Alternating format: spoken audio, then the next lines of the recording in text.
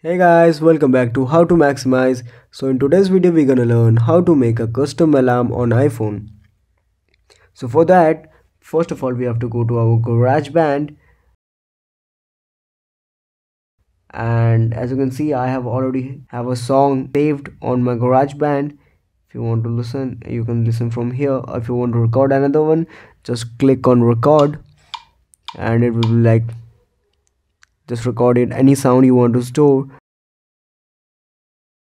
and then hit done. You can again listen to the song, and in the left top corner there is a arrow symbol. Just click on it. It will be saving the song.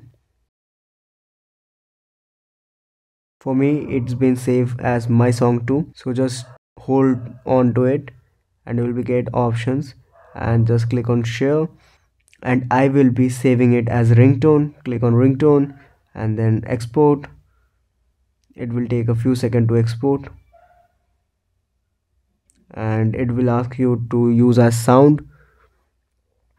And yeah, here it is: standard ringtone, standard text tone, assigned to contact. Click on standard ringtone, and this is how so simply you can set a custom alarm on your iPhone. So that's it for today folks. If you like this video, leave a like, comment, share, and don't forget to subscribe, and I will be seeing you in my next video. Till then, peace out.